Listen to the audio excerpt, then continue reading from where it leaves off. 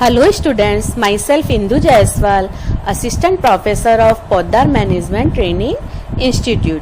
Today I will teach about various tests, tools and education of speech impaired children. आज हम वाणी बाधित जो बालक हैं उनकी पहचान करने के लिए विभिन्न परीक्षणों, विभिन्न उपकरणों और उनकी शिक्षा के बारे में अध्ययन करेंगे।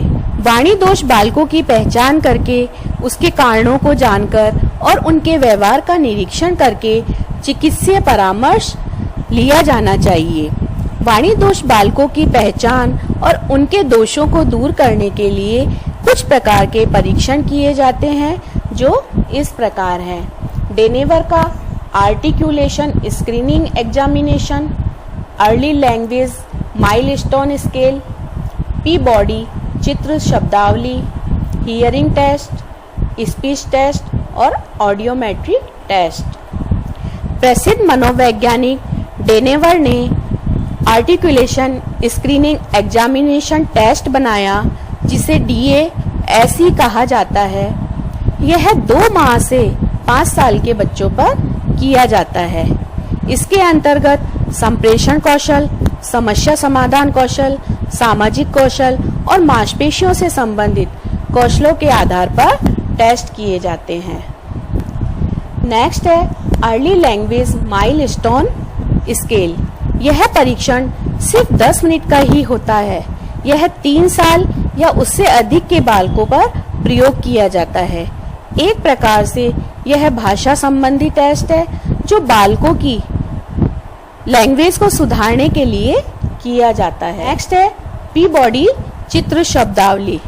इस परीक्षण में एक तरफ कुछ चित्र दिए जाते हैं और एक तरफ उनसे संबंधित कुछ शब्दावली लिखी जाती है जिन्हें बच्चों को मिलान करने के लिए दिया जाता है।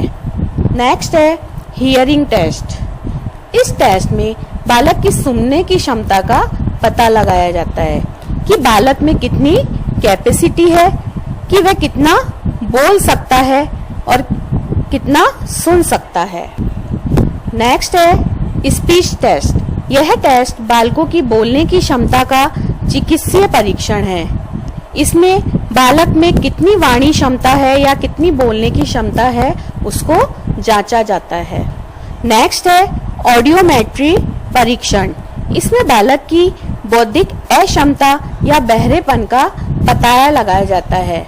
इसके लिए ऑडियोलॉजिस्ट के पास ले जाकर ऑडियोलॉजिकल टेस्ट करवाकर उसकी स्पीच थेरेपी शुरू की जाती है, यानी कि बालक में श्रवण क्षमता कैसी है। यदि बालक को बोलने में कोई प्रॉब्लम है, उसकी श्रवण क्षमता कम है। इस प्रकार वाणी बाधित बालकों पर कुछ परीक्षणों के द्वारा उनकी बाधिता को दूर करने की प्रक्रिया को आगे बढ़ाया जाता है। अब हम देखेंगे कि वाणी दोष बालकों की पहचान करने के बाद, उनका परीक्षण करने के बाद उनको किस प्रकार की शिक्षा पर ध्यान दिया जाना चाहिए या उनकी शिक्षा के लिए कुछ रणनीतियां तैयार की गई हैं जो इस प्रकार है। पहला है माता पिता द्वारा ध्यान देना, यानी कि जो श्रवण बाधित बालक हैं उन पर, यानी कि जो वाणी बाधित बालक हैं उन पर माता पिता को विशेष रूप से ध्यान दिया जाना चाहिए।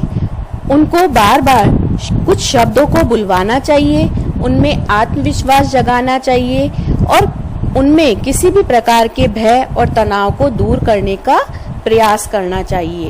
फिर है अधिगम सामग्रियों और विधियों का प्रयोग करना, यानी कि जो अध्यापक है उसको भाषाई शिक्षण को रुचिपूर्ण बनाने के लिए शिक्षण अधिगम सामग्रियों का और भाषा संबंधी विधियों का प्रयोग किया जाना चाहिए। नेक्स्ट है भाषा के नियमों को बताना, यानी कि ऐसे बालकों को सही तरीके से भाषा क्या है, भाषा के नियमों की जानकारी देना, उच्चारण कैसे करना है, उनकी शुद्धता और अशुद्धता के बारे में बताया जाना चाहिए। नेक्स्ट है भाषागत समस्या का समाधान करना, यानी कि बालकों की भाषागत समस्याओं को समझकर उनका समाधान व्यक्तिगत रूप से किया जाना चाहिए। देखिए, हर बच्चा अलग अलग होता है, यदि किसी बालक को कोई भाषागत समस्या होती है, उसके प्रकारों को जानकर उन समस्याओं का व्यक्तिगत समाधान बालक को बताया जाना चाहिए कि आपको जो प्रॉब्लम है उसका यह समाधान हो सकता है। नेक्स्ट है श्रवण यंत्र उपलब्ध कराना, यानी कि जो बालक श्रवण दोष की समस्या से ग्रसित है, यानी कि उन्हें सुनने में कोई बाधिता है, तो ऐसे बालक पूरी तरह बोल भी नहीं पाते हैं। ऐसे बालकों को श्रवण यंत्र उपलब्ध करवाए जाने चाहिए, यानी कि जो बालक कम सुनते हैं उन्हें हियरिंग एड्स दिए जाने चाहिए। नेक्स्ट है वाणी दोष बालकों की समस्याओं का सही निदान करना। किसी भी वाक दोष वाले बालक को शिक्षा देने से पहले उसकी आवश्यकता अनुसार, यानी कि उसके स्तर और मात्रा का पता लगाकर ही उसकी समस्याओं का निदान किया जाना चाहिए, क्योंकि जल्दबाजी में किया गया निदान गलत निष्कर्ष प्रदान करता है, यानी कि अपेक्षित सुधार के स्थान पर अनापेक्षित क्षति की संभावना होती है। इसलिए हमें सही कारण जानकर सही निदान करना चाहिए। नेक्स्ट है दुश्चिंता से मुक्ति, यानी कि जो 70 से 80% व्यक्ति कहीं न कहीं कभी न कभी हकलाहट या तुतलाहट से ग्रसित होते हैं। यह दोष अधिकतर सांवेगिक कारणों जैसे चिंता, लज्जा, ग्लानि से उत्पन्न होते हैं। इसलिए शिक्षकों को चाहिए कि कक्षा का वातावरण आनंदपूर्ण, सुखप्रद और मैत्री भावना से परिपूर्ण और स्वस्थ रखे। शिक्षक का व्यवहार और कक्षा का वातावरण ऐसा होना चाहिए जिससे बच्चों में चिंता उत्पन्न ना हो या तनाव उत्पन्न ना हो। नेक्स्ट है लज्जा और घबराहट से बचाव। अध्यापक को चाहिए कि वह वाणी दोष जो बालक है उन बालकों को कक्षा में लज्जा और घबराहट उत्पन्न करने वाली परिस्थितियों को दूर करे। सामान्य कक्षाओं में सामान्य बच्चे इस प्रकार के बच्चों का हंसी मजाक उड़ाते हैं। ऐसी परिस्थितियों में इन बच्चों में कुंठा और अवसाद की स्थिति उत्पन्न होती है, यानी कि कक्षा में अध्यापक को ऐसा वातावरण रखना चाहिए ताकि वाणी दोष जो बालक है उनको लज्जा और घबराहट का अनुभव ना हो। नेक्स्ट है उपयुक्त वाक अभ्यास। जो वाणी दोष वाले बच्चे हैं उनको समुचित और पर्याप्त मात्रा में उनकी वाणी का अभ्यास करवाया जाना चाहिए। बच्चों के लिए कैसा अभ्यास प्रभावी रहेगा इसका पता निदान करते समय ही चल जाता है। शिक्षक को बच्चों के सामने सही और गलत दोनों स्वयं बोलकर उसके बाद बच्चों से अनुकरण अभ्यास करवाया जाना चाहिए। नेक्स्ट है दोष पर बल न देना। शिक्षक को जो वाणी दोष बाधित बालक हैं उनके बाधिता स्तर और मात्रा पर अधिक बल नहीं देना चाहिए, नहीं तो वह हतोत्साहित हो जाते हैं और उनमें अपेक्षित सुधार नहीं हो पाता। यानी कि अध्यापक को वाणी दोष बालकों के दोष पर अधिक बल नहीं देना चाहिए। नेक्स्ट है पर्याप्त अभिप्रेरणा प्रदान करना।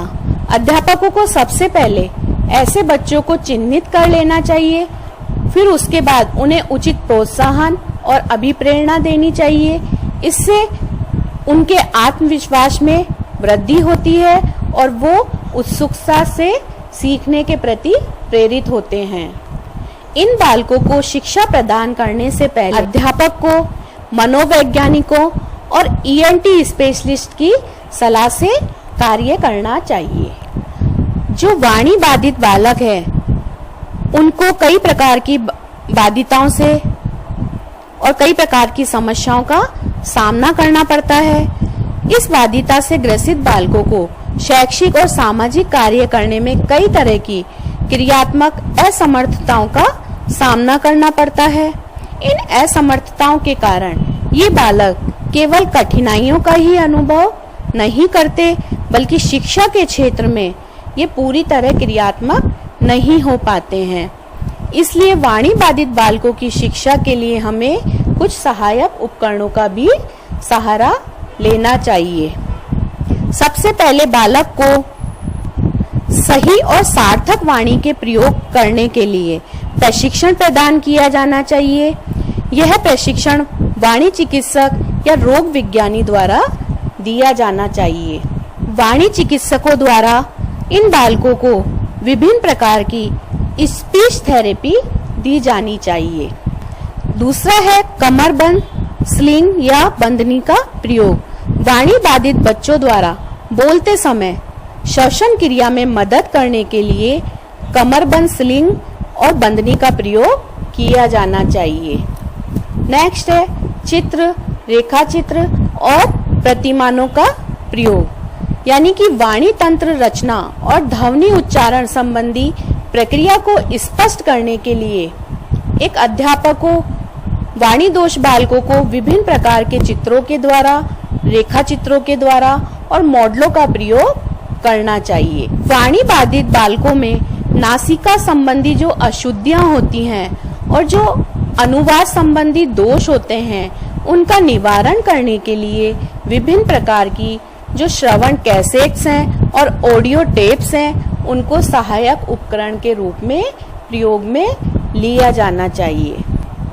वाणी दोष बालकों के लिए विभिन्न प्रकार के चित्र, रेखाचित्र, लेखन और टाइपिंग बोर्ड जैसी अधिगम सामग्री के अलावा कृत्रिम भाषा उपकरण, कृत्रिम वाणी संश्लेषण और कंप्यूटर आदि का भी प्रयोग किया जाना चाहिए, जिससे वाणी बाधित बच्चों में ध्वनि उच्चारण संबंधी दोषों का निदान किया जा सके और इन बच्चों की शिक्षा को सरल और रोचक बनाया जा सके। इसके अलावा इस दोष का निराकरण करने के लिए विद्यालय में इन बालकों को समूह कार्य करवाए जाने चाहिए। वाक खेल यानी वाणी से संबंधित खेल और बाल मेलों का आयोजन करवाया जाना चाहिए और विभिन्न प्रकार के टेप रिकॉर्डर और वाणी से संबंधित ग्रामोफोन रिकॉर्डर और रेडियो सुनने का अभ्यास जैसे कार्य आयोजित किए जाने चाहिए।